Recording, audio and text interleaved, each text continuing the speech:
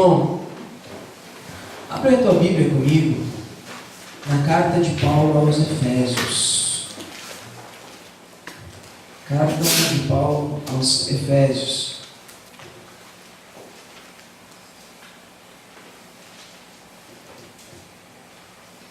No capítulo 4. Achou? Amém? Deixa eu falar com vocês uma coisa bem rapidinho. Olha para o teu irmão aí que está na tua volta. Dá um sorriso para ele, diz para ele, fica tranquilo. No final vai dar tudo certo. Amém? Olha para cá. Irmãos, a carta de Paulo aos Efésios, ela tem uma característica um pouco distinta das demais. Eu já falei sobre isso com vocês numa outra oportunidade. A carta de Paulo aos Efésios, ela é a única carta que na sua arrancada, nos seus cumprimentos do início, Paulo não se refere diretamente ao povo de Éfeso, né? Ele deixa a carta em aberto a todo o povo de Deus. E ele não faz nenhum tipo de saudação ou comentário para nenhuma pessoa em especial. Sendo que isso é um pouco estranho, porque Paulo passou 3 anos na sua segunda viagem missionária morando em Éfeso. Então ele deveria ter muitos conhecidos e muitas pessoas que ele poderia se dignar a falar coisas em especial aqui, como nas outras cartas ele faz menção. O que nos traz a interpretação, e há uma corrente doutrinária toda que traz essa ideia de que essa carta de Paulo aos Efésios, na verdade, não era uma carta simplesmente para aquele povo de Éfeso, mas sim uma carta circular, que era entregue para todas as igrejas. Porém, a hora de ser recolhidos os manuscritos, os escritos a respeito dessa carta, foi encontrado somente aquela que foi para o povo de Éfeso. Então essa carta, ela não era uma carta em especial para um povo com uma característica e uma peculiaridade. Ela era uma carta aberta, que falava a respeito das coisas de Deus para todas as igrejas. Dito isso, é importante a gente saber que o objetivo central dessa carta era apresentar um plano secreto, um mistério de Deus que seria revelado através de Jesus Cristo. Esse plano, como é que se refere? Fala assim, o plano secreto que Deus tinha decidido realizar por meio de Cristo Jesus. E esse plano secreto era unir perfeitamente todas as coisas que existem no céu e na terra. Paulo falava para Éfeso e para todas as igrejas, inclusive para nós, a respeito de um plano de Deus, que não era ainda do conhecimento geral de todos, mas era um plano que dizia o seguinte: todos nós somos iguais diante de Deus. E o plano de Deus revelado em Cristo é um plano que dá a oportunidade para que todos sejam unidos perfeitamente com Ele. Todos. E esse todos aqui tinha uma ênfase em especial para unir aqueles que eram judeus, ou seja, o alvo da promessa de Deus, né, aquele povo escolhido e tudo mais, com aqueles que eram não judeus convertidos ao Evangelho. A possibilidade dos não judeus fazerem parte do corpo de Cristo. Por que isso é importante? Por que isso é importante? Olha para a pessoa que está do teu lado aí. Você não é melhor do que ninguém. E quem está sofrendo não é pior do que você.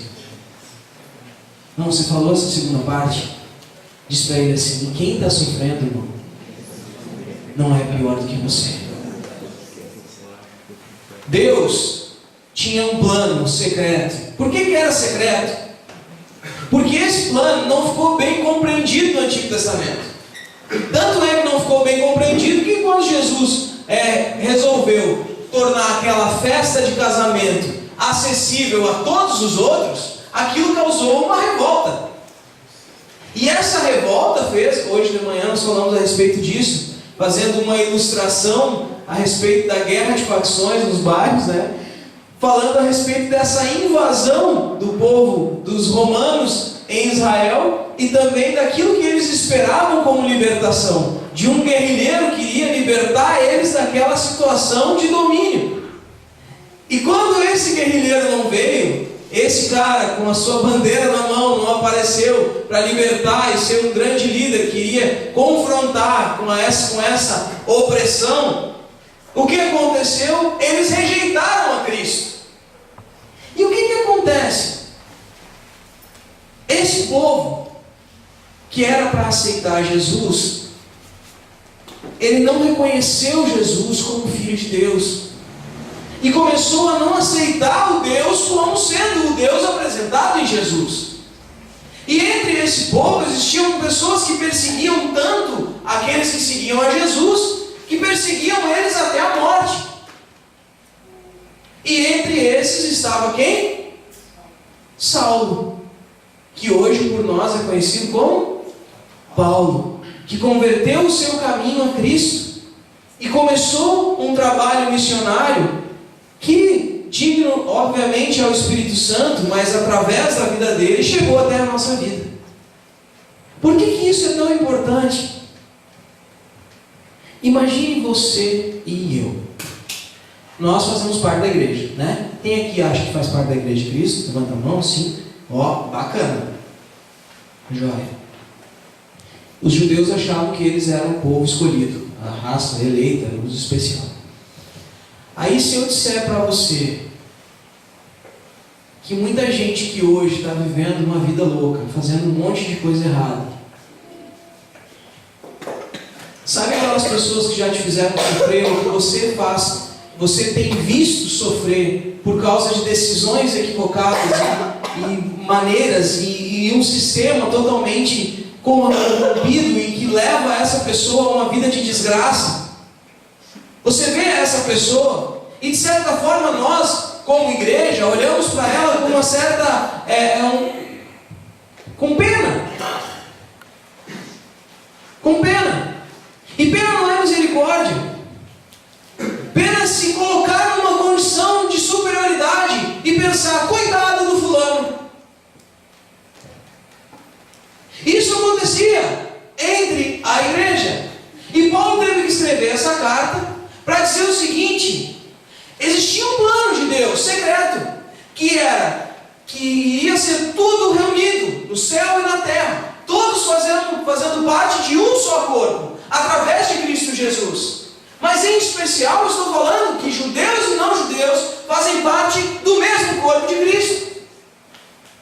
Ou seja, aqueles que não conhecem e aqueles que já esperavam, uma vez arrependidos e com um coração quebrantado, arrependido, farão sim parte do mesmo corpo de Cristo. E esse corpo, unido pelo amor de Deus, esse corpo, o elo de ligação é esse amor através do Espírito Santo que nós falamos no último culto, ele divide dons diferentes a cada pessoa. E esses dons têm como fundamental importância a edificação da igreja. Divide para cada pessoa um trabalho, uma tarefa, um ministério. E esse ministério, para uns, o Espírito deu como apóstolo, para outros como profeta, para outros como evangelista, para outros como mestre e para outros como pastor.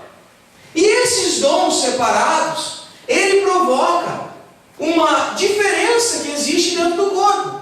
Todos nós somos únicos, especiais e com características especiais. Porém, todos nós somos ligados ao mesmo cabeça, que é Cristo. Sim ou não? Sim. Mas da mesma forma que ele divide em 5 dons, isso está no capítulo 4, nós vamos ler, 5 dons especiais, ministeriais, de pessoas que atuam de forma diferente para a edificação da igreja, ele também fala de 5 garantias de que somos unidos pelo mesmo Espírito. Porque podemos ser profetas uns, outros evangelistas, mas nós temos que entender que mesmo tendo características diferentes e trabalhos diferentes, nós vivemos dentro de um só corpo, um só Espírito, uma só esperança, um só Senhor, uma só fé, um só batismo e um só Deus e Pai de todos. Então, se há um só Espírito que une todas as coisas, todos aqueles que têm dons diferentes não podem fazer coisas diferentes do Espírito Santo de Deus. Eu posso ser profeta, mas eu não posso profetizar que você vai ganhar na loteria, porque há só um Espírito, só uma esperança. Eu não posso dizer para você depositar a sua fé nessa caneta abençoada. Mesmo eu tendo um dom de profeta, isso aí seria o quê? Nem sei. Mas digamos que o cara que é profeta, diz que é profeta, faz umas coisas assim. Essa caneta abençoada, que você vai assinar suas contas lá e vai passar a caneta e tudo vai sumir no outro dia. Não existe isso dentro do corpo de Cristo. Não existe essa esperança, nem essa fé para fazer esse tipo de coisa, porque isso não vem do Espírito de Deus. Mesmo que nós sejamos diferentes nas nossas características, existe 7 um sós. Um só corpo, um só Espírito. Se nós fazemos parte de um só corpo, meu irmão, nós não podemos achar, quer ver? Acontece. Achar que a nossa igreja é a melhor de todas. Achar que a fé está aqui, o resto não está. Então não é do Espírito, porque é um só corpo.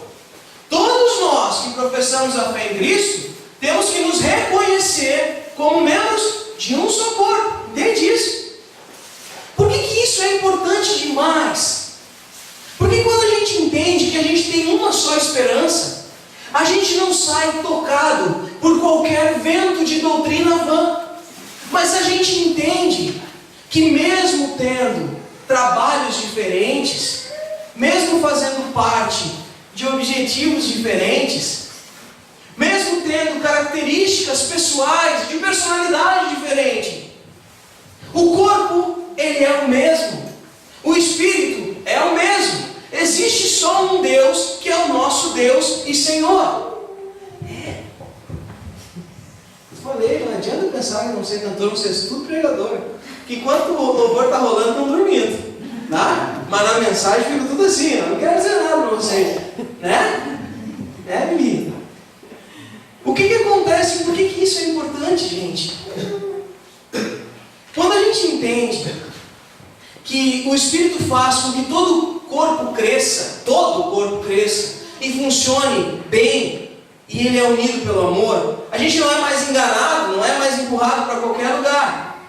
E principalmente, nós temos em nós a participação de um projeto maior. Esse projeto nos diz que Deus quer que todos conheçam essa verdade. Olha para o irmão que está ao teu lado. Todos, não é só eu e tu, irmão. E outra, tu conhece? Agora quer ver uma característica? Olha só como é louco. Uma característica que fala de arrancada, de quem é conduzido e faz parte do corpo de Cristo, que sempre é humilde, bem educado, paciente e suporta uns aos outros.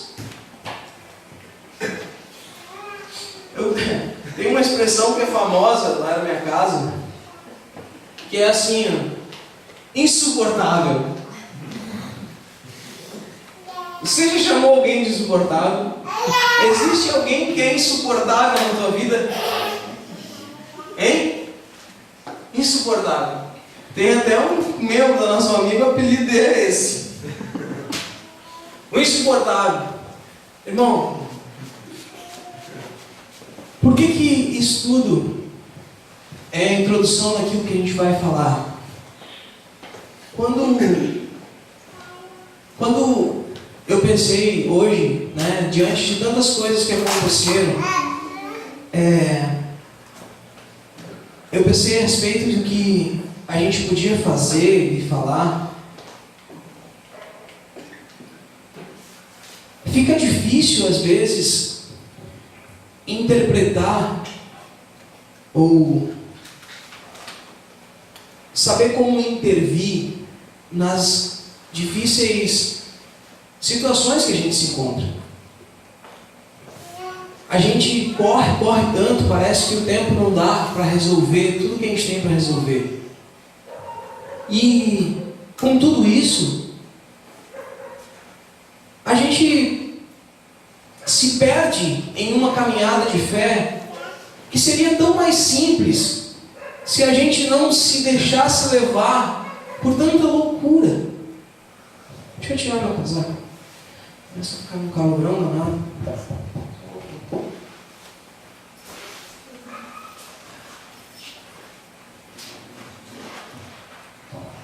Aí, presta bastante atenção, irmão. Agora uma coisa, nós estamos um pouquinho a gente aqui, tranquilo. A gente às vezes fica perdendo um tempão para saber como resolver, como explicar, como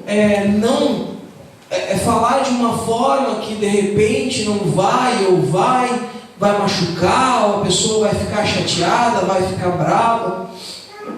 E a gente às vezes perde um tempão com algumas coisas que, se a gente entendesse, cara, que há só uma fé, há só um batismo. E esse batismo é em nome de quem? É em nome de quem? De Jesus.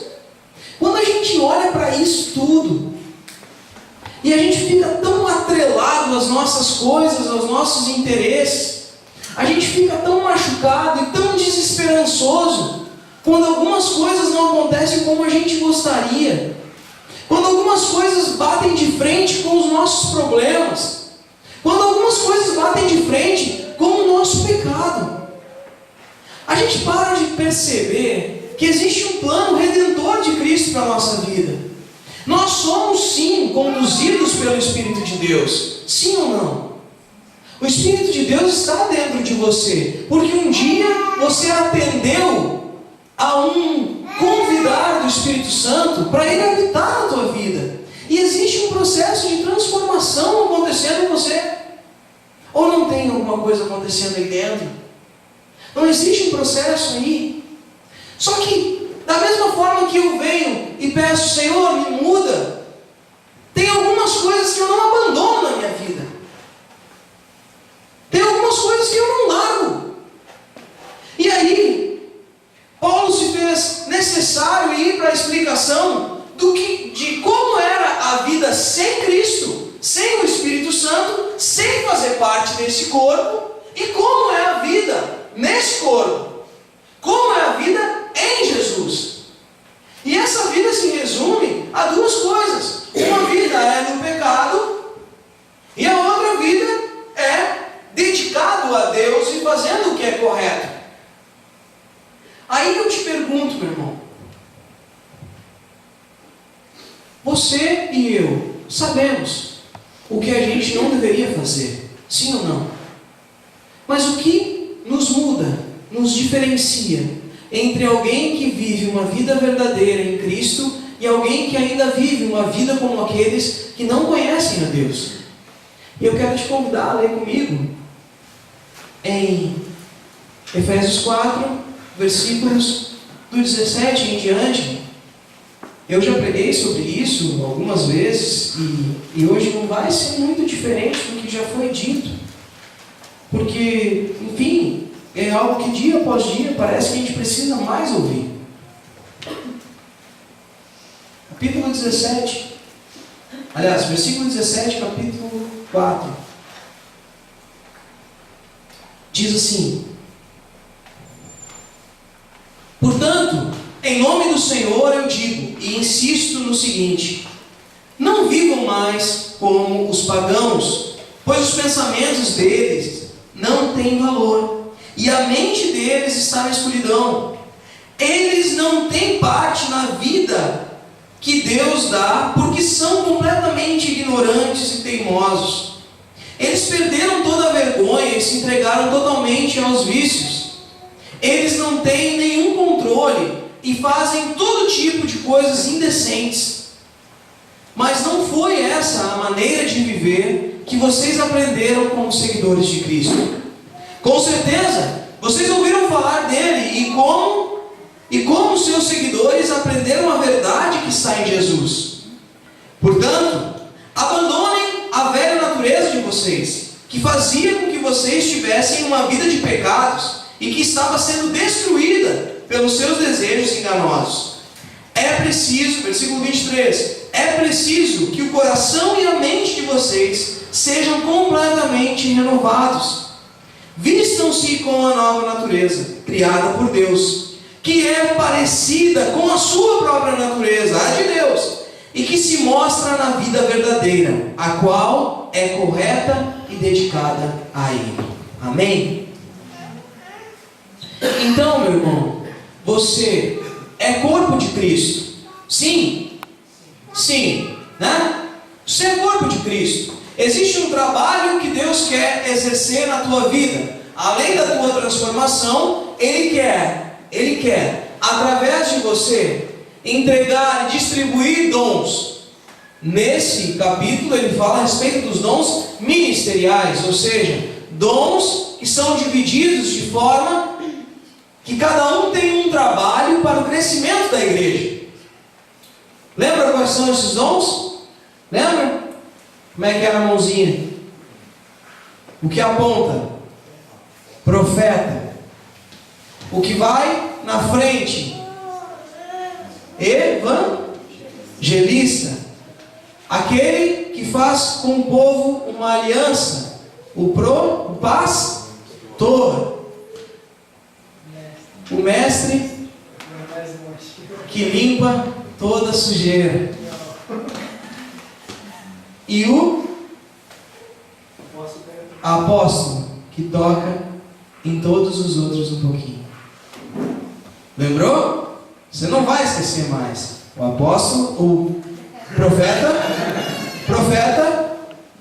o evangelista que vai na frente, ó, ele que chega primeiro. Eu não vou botar só esse dedo aqui para você ver, né? Esse aqui, o evangelista que chega sempre primeiro, vai na frente. O pastor da aliança e o mestre que vai lá no fundo e limpa tudo e nos faz entender aonde precisa ser transformado. E o apóstolo, que é aquele que inicia os trabalhos e acaba tocando um pouquinho em cada uma das coisas. Esses cinco dons são dons que o Espírito Santo nos dá para o crescimento da igreja, para a edificação da casa de Deus. Todos nós, de alguma forma, que estamos e fazemos parte desse corpo, em algum desses dons, vamos, no crescimento saudável da igreja, desenvolver. Todos nós. Às vezes, vamos desenvolver mais um em determinado momento em que é isso que é necessário. Eu me lembro que quando nós começamos a nossa caminhada de fé, né, Gui? Eu tinha muito ascendente na minha vida a ideia do profeta, que na verdade é a ideia de pregação da palavra. O profeta, na verdade, ele anuncia a palavra de Deus, né? E o que aconteceu? E o dom de pastor era maior ainda, por causa que é aquela questão de estar perto das pessoas e acompanhar. Quando a gente fundou a igreja, a necessidade de pregação se tornou tão grande ou maior do que a de acompanhamento das pessoas, que era o que eu exercia mais antes, né? O que aconteceu? Um dom sobressaiu ao outro naquele momento porque era necessário para a igreja. Passou um tempo e o Gui começou a se tornar mais pastor do que antes mestre quando ele ensinava, porque ele viu que não bastava só ensinar, mas ele começou a acompanhar as pessoas. Era algo que na cabeça dele não passava que isso ia acontecer, mas foi Deus que fez. Ele buscou, ele se colocou à disposição para que isso acontecesse.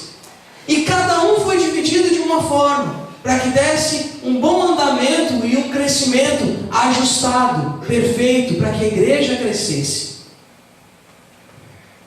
O que acontece? Independente de tudo isso, a gente precisa entender que nós estamos dentro de um corpo que Cristo é o cabeça.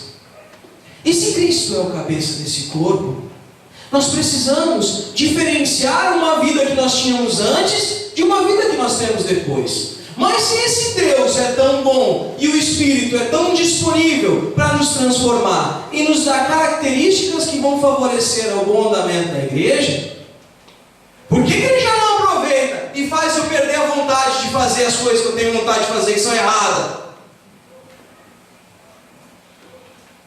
Imagina, um pregador que é mentiroso. Você não conhece nenhum?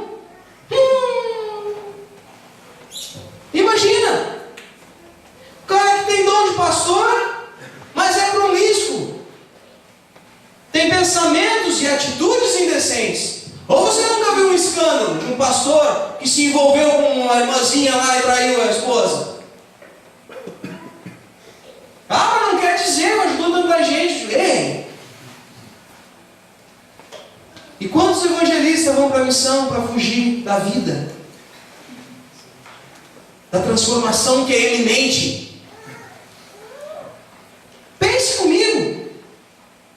E o mais comum que a gente viu Jesus atacar o tempo inteiro: mestres da lei, sabiam tudo, mas não colocavam nada em prática. Ensinavam todo mundo, mas para eles não existia transformação. Isso fecharia perfeitamente se nós não lêssemos o que vem depois. Depois de falar que todos fazem parte desse corpo, num só espírito, um só corpo, uma só fé, um só batismo, ele começa a dizer o seguinte: abandonem a velha vida. Olha para o irmão que está do teu lado. Diz para esse irmão: tem que abandonar. Ninguém vai abandonar por você. Eu tenho que abandonar. Você não vai abandonar por mim. Mesmo que a gente queira e viva nesse corpo, é necessário um movimento. Um movimento. Eu não quero.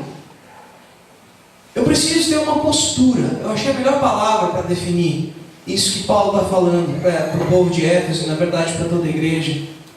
Aquele que faz parte do corpo de Cristo, ele precisa ter uma postura.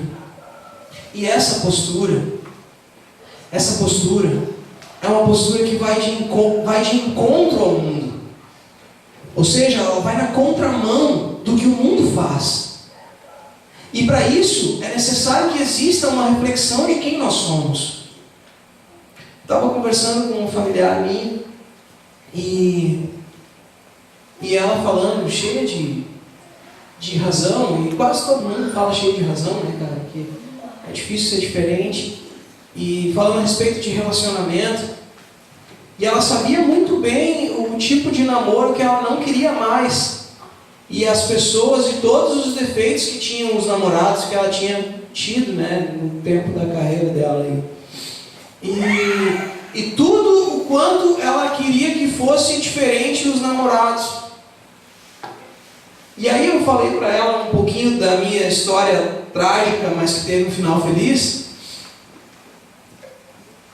E eu não tinha me dado por conta, sabe quando a gente fala e a gente se flagra daquilo que aconteceu na nossa vida? E eu conversando com ela, e são coisas que o próprio Espírito revela, porque quem fez foi Ele. Por isso que tu não sabe direito o que aconteceu, porque Ele está na caderneta dele, tudo o que Ele fez por nós. Só que a gente não se dá por conta e às vezes nem dá a glória que deve ser dada a Ele. E aí, eu falando para ela, e eu fui falando para ela o seguinte: mas chega um momento, nesse tempo de solteirice, de decepção, que o que a gente precisa não é escolher bem quem é que a gente vai ficar, mas é conhecer bem quem nós somos, para saber onde é que estão os nossos problemas, para sermos tratados dos nossos problemas, para que assim pode vir a pessoa que vier, eu estando bem tratado com isso, ou eu desisto e esse relacionamento termina antes, ou eu vou ajudar essa pessoa na trajetória. Mas se eu vou procurar alguém para agir como um sanguessuga de tudo que eu preciso entender que essa pessoa, ela não vai ser suficiente. Mas existe um Deus que tem um só corpo, um só espírito, uma só igreja, que é capaz de trazer tudo aquilo que eu preciso para viver feliz.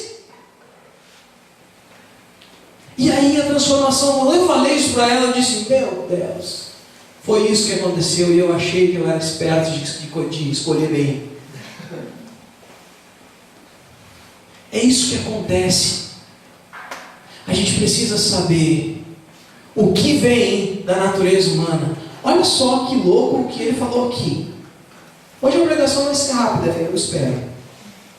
Falou assim: primeiro, não vivam mais como pagãos. Maurício, eu sei o que é pagão. Pagão é aquela pessoa que paga todas as contas. O que é um pagão, meu irmão? É aquele que professa outros deuses diferentes do nosso Deus, Pai, Filho e Espírito Santo. Deuses pagãos. Ah, moço, mas eu até confio, tem até um crucifixo lá em casa, tem lá bonito, e todo dia eu faço uma reza, um Pai Nosso.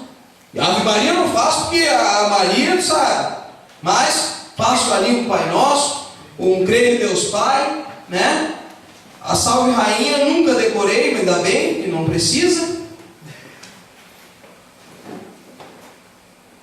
Não é isso. É que entende que não é que Deus é Deus e não é o teu Deus como tu gostaria que ele fosse, e principalmente você não é o próprio Deus da sua vida. O pagão é alguém que está perdido, vendido ao pecado, escravo do pecado. Não vivam mais como vivem aqueles que são escravos do pecado. É isso que ele diz. Mas como? Se ele está dizendo que todos somos corpo. Isso quer dizer que gente que faz parte do corpo vive como alguém que é escravo do pecado, Maurício. Não, ele está dizendo o seguinte: não vivam mais. Ele está advertindo. Ele está te dando uma direção. Ele está dizendo: para aonde você está. Você é corpo de Cristo. Você faz parte do corpo de Cristo. Você se rendeu à transformação do Espírito Santo. O Espírito dentro de você, ou o Espírito através da Bíblia, da mensagem, está dizendo para ti assim: ó, você quer mudar de vida. Você disse que não quer mais a vida que você levava. E para isso você tem que entender: não tem como ser compatível uma vida na fé de Cristo se você não vive como alguém que é livre do pecado. Ah, mas eu ainda sou prisioneiro de algumas coisas. Mas não viva como alguém que ainda é escravo, porque você foi liberto. Você pode ter vícios de quem um dia foi escravo, porque a gente é acostumado a pecar. E a gente não entende que se nós clamarmos e nós pedirmos para o Senhor: Senhor, eu não quero mais, o Espírito vai nos lembrar na hora que nós estamos loucos para fazer. E quando Ele nos lembrar, a gente tem que dizer: eu disse que queria, o Senhor me disse, abandona. E quando eu tenho que abandonar, eu tenho que abandonar. Eu preciso abandonar. Por que isso é importante? Por que isso é importante? A mesma familiar minha estava lá contando todas as mazelas, os problemas e tudo mais. E aí a minha mãe chegou. Cadê a mãe? Tá lá. Oi. Louca de sono, né, velho? Mas já contei nada. Não tá. Já dormi um pouquinho agora?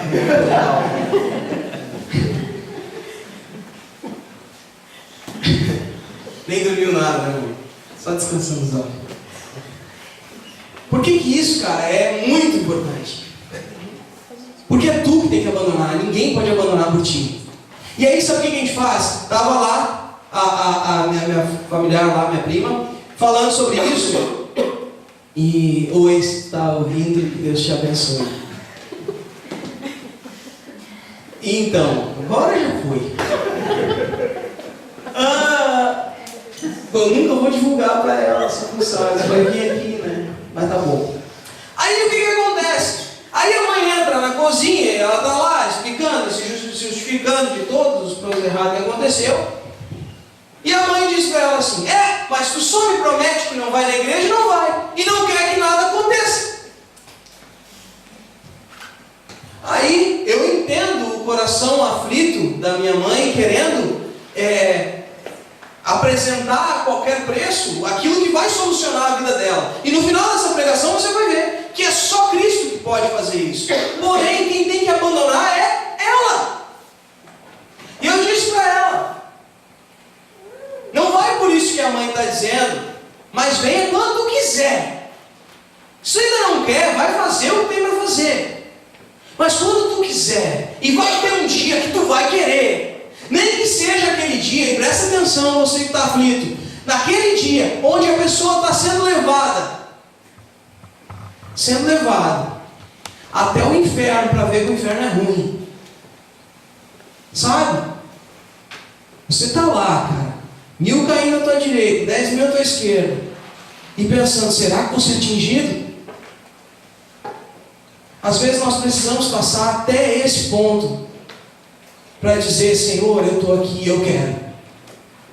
E se você não entender isso, você vai viver ansioso, querendo que se converta esse ou aquele. Mas na verdade é o teu coração que precisa ser convertido ao Senhor, para que você entenda que existe uma oportunidade para cada um de nós. Porém, somente aqueles que amam a Cristo, decidem por Ele, querem a Ele, fazem parte. Se não quiser, não vai fazer. Mas Deus é misericordioso, é bom. Ele não quer que ninguém se perca. Então, não vai faltar uma oportunidade. E a pessoa que atende ao bater na porta, ela atende, ela diz, oi, quem está aí? Ah, Jesus, te conheço, ouvi falar. Mas assim, ó, por enquanto, a bagunça está só na cozinha. Então, muito obrigado. Ah, vem de novo.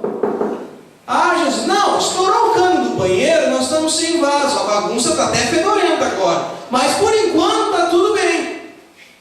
Aí, ah não, Jesus, assim ó, se lembra que a cozinha, o banheiro está com algum problema? Agora estourou a televisão, estou sem Netflix, perdi o dinheiro, não tenho como pagar Sky, não vejo nem o jogo do Grêmio mais, mas tá legal por enquanto, muito obrigado. Aí, outro dia, ô Jesus, se lembra da bagunça que estava? Nossa, está um terror aqui. O negócio da Sky foi o derradeiro. Sabe o que aconteceu? A bagunça chegou lá no meu quarto. Terminei com o marido, foi embora. Mas fica tranquilo, por enquanto eu não quero. Até porque, Jesus, tu é brincadeira, vou me dar esse homem, hein? Pum, fecha a porta. Aí, Senhor, obrigado que tu veio, Senhor, meu filho está doente lá, eu preciso de ti. Está entendendo? Chegou lá no quarto do meu filho. Todo o resto já caiu, mas agora eu estou clamando. Agora eu estou clamando. Cada um tem os seus motivos, cada um tem o seu tempo, mas ninguém pode chegar a Cristo se não abandonar a vida de pecado. Pensem, senão não estava escrito isso. A gente precisa entender que as áreas da nossa vida, as circunstâncias, na verdade estão todas conectadas. Mas o nosso pensamento, o nosso entendimento é tão pequeno que a gente pensa que pode desconectar uma coisa da outra e fazer parecer que eu sou crente para isso, mas para isso eu não sou. Quando na verdade existe um processo e tudo que está na nossa volta está nos dizendo: olha, muda, seja humilde, entenda, não tem lugar assim, isso está fora. Mas a igreja ainda está indo lá, sabe a cicatriz, um machucado, sabe, eu quase cortei o dedo cortando lenha esses dias. Ainda bem, eu achei que ia cortar o dedo fora, foi bem feio, eu acho, com uma cicatriz ali. Mas o dedo não caiu, eu quase arranquei o dedo fora, de burro, né? Tentado para cortar lenha, né? É bom cortar lenha, vai ficar até meio... Vai lá cortando, né? Nem precisa tanto. Quase cortei o dedo. Mas todo o organismo se mexeu e salvou essa ferida. Curou, a cicatriz ficou, mas curou. Essa é a igreja chegando até você e dizendo o seguinte: calma, foi necessário. Calma, foi necessário. Deus não esqueceu. Ele ainda está aí. Talvez seja agora que o joelho vai dobrar, a mão vai estender e vai dizer: socorro, agora eu quero. Existe um Deus que ainda está cuidando. Ele não vai deixar de cuidar. Ele ainda está tratando. Ele não vai deixar de tratar. Hoje eu estava com o pessoal do DK ali, né? Agora eu sou estagiário do Mozinho, né? E nós assumimos uma turma dos adolescentes, meninos ali do DK. E é uma dureza o negócio, cara. E eu cheguei num momento e disse para eles assim, um dos guris disse assim: cara, tu pode insistir fazendo errado quantas vezes tu quiser, porque tu não vai me ganhar no cansaço. Quantas vezes tu botar o fone no teu ouvido, vai ser as vezes que eu vou dizer para tu tirar o fone do ouvido. Se tu botar 10 vezes, eu vou te dizer 10 vezes, tira o fone. Eu não vou me cansar de te ajudar. E eu sou só eu, mas eu aprendi isso com o Espírito de Deus, que não se cansa de nos dizer que a gente está errado. E a gente precisa entender, eu preciso abandonar aquilo que me prende ao pecado. Olha só que legal. Não vivam mais como os pagãos, pois os pensamentos deles não têm valor e a mente deles está na escuridão. Sabe o que é isso, irmão? A matriz dos desejos e dos planos está contaminada, está corrompida. A matriz, sabe? A base, da onde sai tudo o que a gente faz. Imagina em ti que a tua raiz de vontades está no pecado. A tua raiz de vontade está no pecado.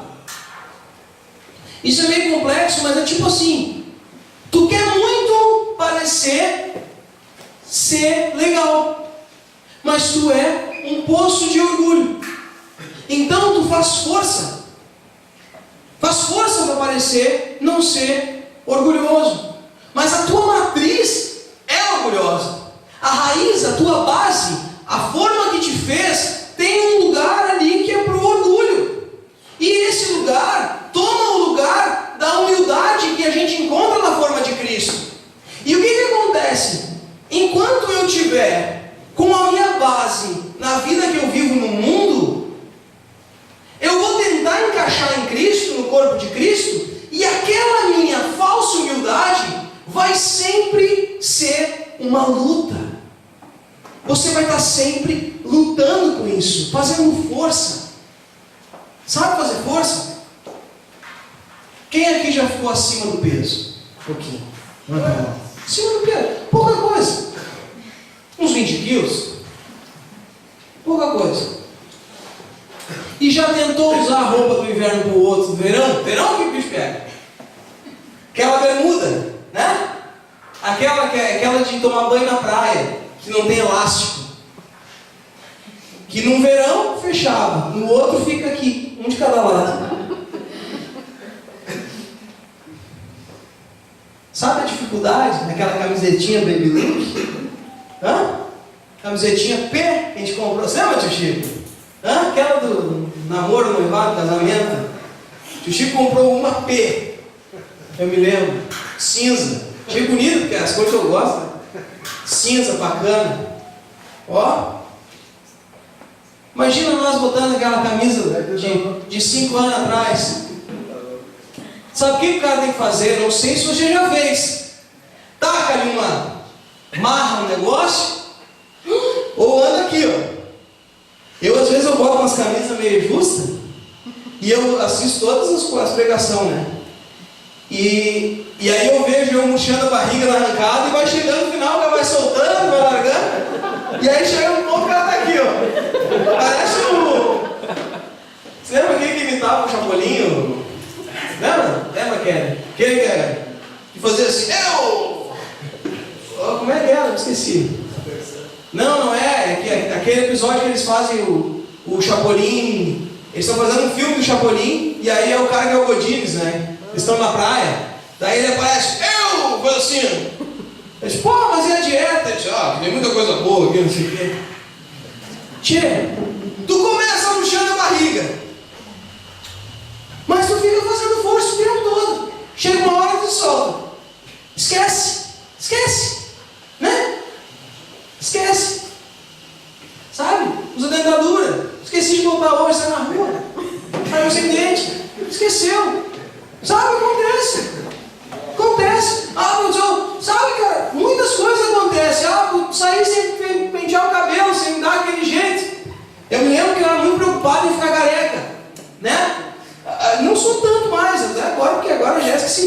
isso, entendeu?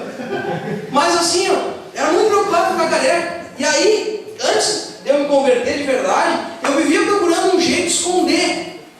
Aí eu fazia uma traquitana, passava uns negócios, uns sprays, escondia assim, tudo pra ficar, pra todo mundo assim, ó, não sou careca, não tenho entrada, não tem problema nenhum. Se eu tivesse hoje, estava até deprimido, ó. O que acontece? Passava um vento, levantava aquelas entradas, aparecia um buraquinho aqui atrás, acabou, pegava chuva, ia tomar banho de piscina e água e molhava o cabelo. Ó, para não mostrar, quer ver a desgraça, tinha meio careca, molhava a cabeça. Acabou-se. Parece tudo.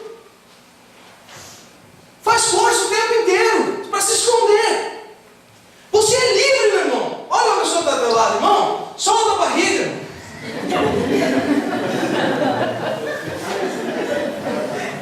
Meu irmão se sentiu belo agora.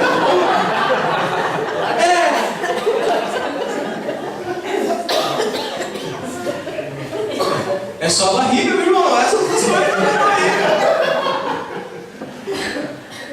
Que bobagem. Pior é. Tá bom, estamos dentro do braço. Lembra que eu disse que acaba mais cedo? Já é.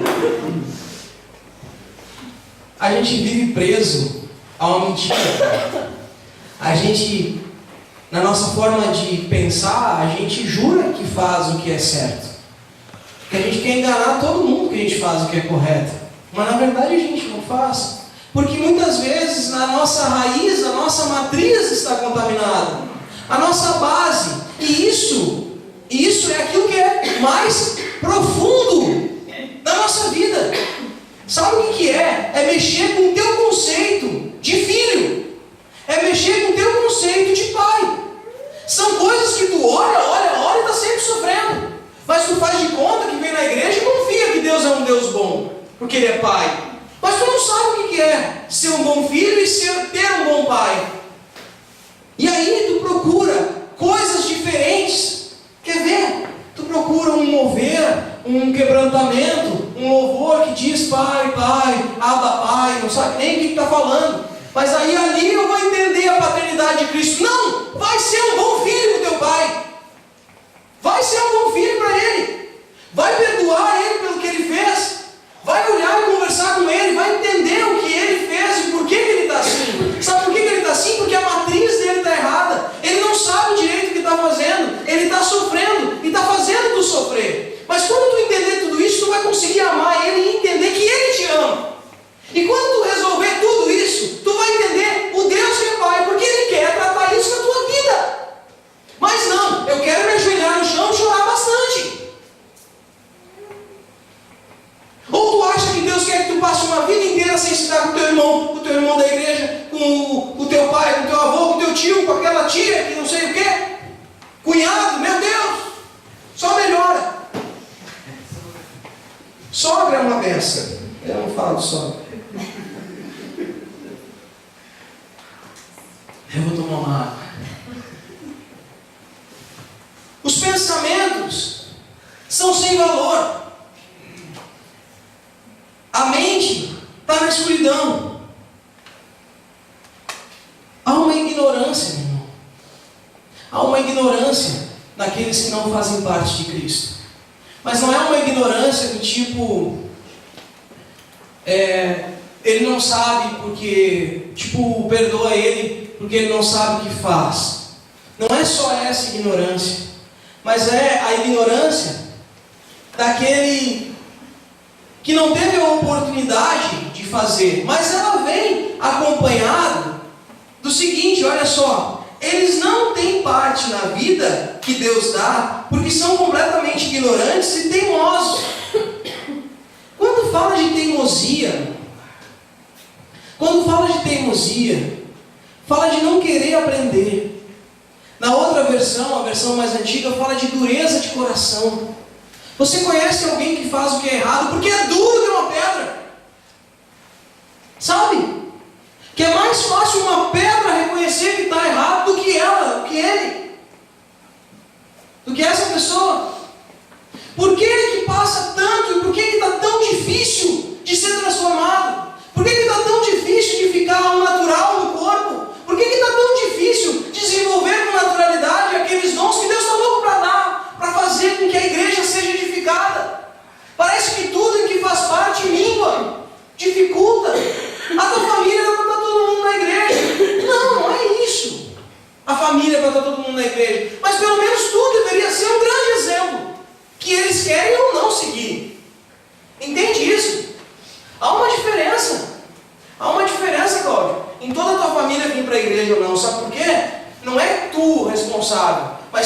todos eles acham que tu é uma boa referência e o Deus que tu serve é um Deus que fez muito bem na transformação da tua vida, o dia que eles quiserem, eles vão se recorrer a esse Deus.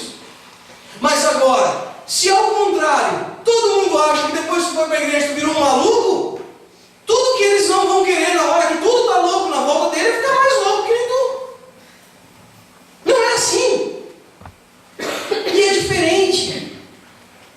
Aquele que é duro de coração é aquele que não quer aprender. É aquele que é ignorante. A coisa está escancarada na frente dele, assim, ó. Toca aqui, Tomé, para tu ver. Não quero tocar também. Não vou botar a mão. Tu não é Jesus. Bota a mão aqui. Não quero botar a mão. Bota a mão lá, irmão. Experimenta. Tenta ser convencido pelo Espírito. Tenta ser convencido pelo Espírito. Você precisa ser convencido pelo Espírito. Sabe por que a gente precisa ser convencido pelo Espírito? Porque senão nada acontece. Senão a morte de Jesus Cristo foi em vão. Você precisa disso. E aquele que tem o coração duro vive como um pagão. E se vive como um pagão, toda a igreja está se movimentando para tentar salvar a tua vida. Mas vai chegar um dia sim, que aquele fruto que não frutifica vai ser cortado. Mas por enquanto, nós estamos tentando recuperar. A igreja está tentando recuperar. O teu irmão está do teu lado, sofre orando por ti todas as noites, pedindo para Deus te dar uma oportunidade. Deus te dá uma a cada 5 minutos. Mas não é suficiente porque não quer. E eu vou te dizer, irmão, se tu não quer, não adianta tu dizer que é parte. Faço, sou adquirir Jesus na camisa. Não vai dar. Não vai dar. Você vai negar e vai abandonar essa fé. Porque o caminho de Cristo nos leva a isso. Eles perderam toda a vergonha e se entregaram totalmente aos seus vícios. Eles não têm nenhum controle e fazem todo tipo de coisas indecentes. Na minha versão, na versão mais antiga, eu achei mais legal, mais profundo, diz assim: eles perderam toda a sensibilidade e se entregaram à depravação. E com desejo inflamado cometem todo tipo de impureza. Na verdade, eu fiz uma tradução e misturei, parafraseei o que eu vi nas outras versões. Porque era mais difícil de entender, eu traduzi algumas palavras para ficar assim. Sabe o que acontece quando a gente está acostumado a fazer um monte de coisa sempre errada? A gente perde a sensibilidade. A gente perde a sensibilidade. A gente não consegue mais reconhecer o que é correto. A gente não sente mais. Eu agora, quando levantei ali, eu saí assim meio esticando, porque eu fiquei com a perna dormente. Sabe quando a gente não sente mais? A gente perde a sensibilidade. Não estou falando de sentir aquele negócio. Não, eu estou falando de sentir aquilo que vai de encontro à nossa vida. E tudo parece que me faz bloquear. Pum, essa veio aqui, daí veio uma atriz. Vem Deus, manda de lá aquela flecha, vem para pegar no meio do nosso coração. E tu vai lá. E vem outra.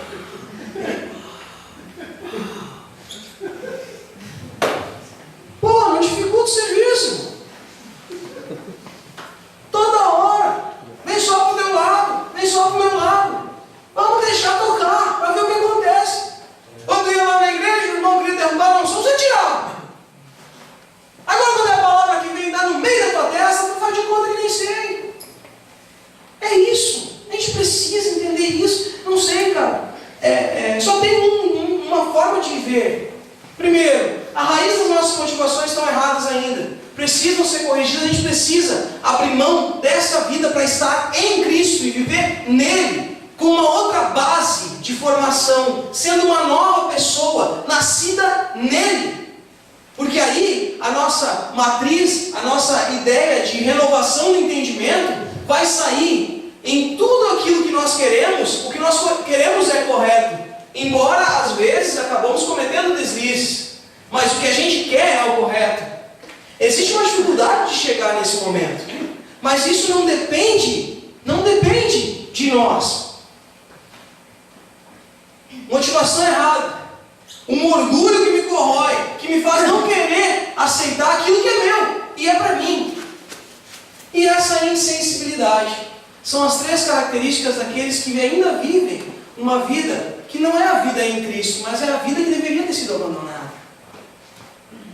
Motivação errada, nossa matriz está com problema. Orgulho, é para mim, mas eu não quero, não vou tocar.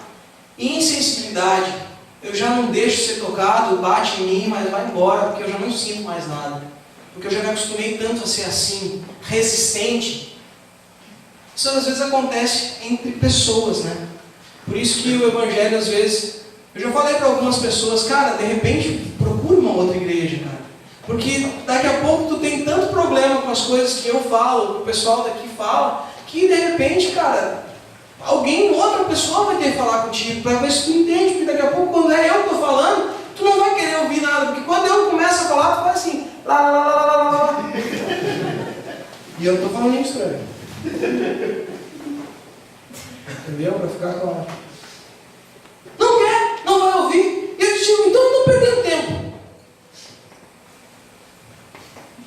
Olha só. Mas não foi essa maneira de viver que vocês aprenderam como seguidores de Cristo. Olha, trazendo Cristo para a verdade. Com certeza vocês ouviram falar dele. Ou seja, vocês viram e seguiram alguns seguidores de Cristo, mas vocês ouviram falar de Cristo, não é? E como os seus seguidores aprenderam a verdade que está em Jesus. Portanto, abandonem a velha natureza de vocês. De novo, abandonem. Porque essa natureza fazia com que vocês ainda se esquecem do que acontecia quando a gente estava no mundo. Fazia com que vocês vivessem uma vida de pecados e que estava sendo destruída pelos desejos que a gente tem.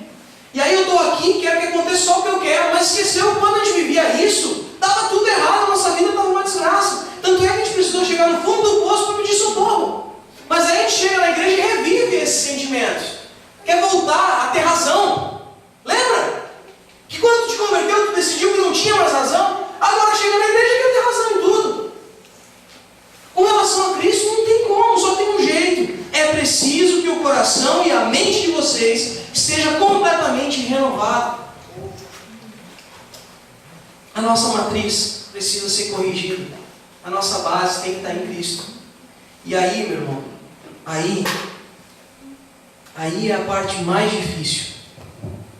Você acredita no mundo sobrenatural, espiritual, que coisas incomuns acontecem com aqueles que vivem na igreja de Cristo? Você acredita nisso? Sim ou não? Você acredita que coisas maravilhosas, coisas que os olhos não conseguem compreender, acontecem com aqueles que seguem a Jesus? Sim ou não? Por que você não acredita que Deus pode fazer com que você perca a vontade de fazer esse monte de coisa errada que você faz? Se você acha capaz de cair no chão e ser levado ao terceiro céu e falar com um anjo e ver a revelação do Apocalipse, por que só isso é tão pequeno diante de uma coisa tão grandiosa? Como ser revelado todo o teu futuro, ou ser revelado todo o teu passado, isso é de um tamanho, sei lá, mas mudar a tua vontade, mudar as tuas necessidades, a tua base, aquela base que te faz lutar e viver puxando a barriga, viver fazendo de conta que é o que não é, num sofrimento duro. Por que é tão difícil entender que nós não podemos manipular a vontade dos outros? Se o próprio Deus não faz isso conosco. Ele não te condiciona, Ele não te aperta, Ele não te impõe, Ele te convida. Se você quer vir, venha. Todo aquele que quiser vir após mim, venha. Aquele que não quiser, fique lá onde está. Não é? O filho perdido, pródigo, gastador. Pai, eu quero a minha parte da herança, vou vender, vou gastar, vou ir para a farra, vou comer, vou fazer um monte de sacanagem. Tá bom, filho, está aqui. Quem é esse Deus? Que diz, tá bom, vai. É um Deus que respeita a tua vontade. Porque Ele sabe que existe um vazio. Ele conhece quem tu é, aonde está, e que um dia, existe algo que vai mexer de tal maneira que vai fazer com que tu retorne. Ou tem uns que talvez não retorne, mas aquele ele sabia que um dia ele ia sentir fome, pela barriga ele voltaria, mas saberia, queria dizer: pai, eu não sou digno de ser chamado teu filho, eu quero só trabalhar agora, eu perdi. Ele disse: não, enquanto eu não deixar de ser teu pai, tu não deixa de ser meu filho.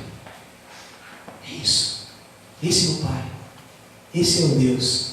E termina dizendo assim: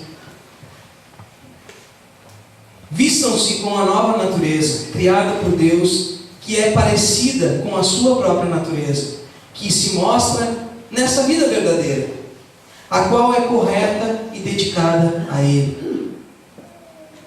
Vestir-se. Você lembra que eu falei de viver em nome de Jesus? Que era para vestir a camisa do Evangelho? Sabe?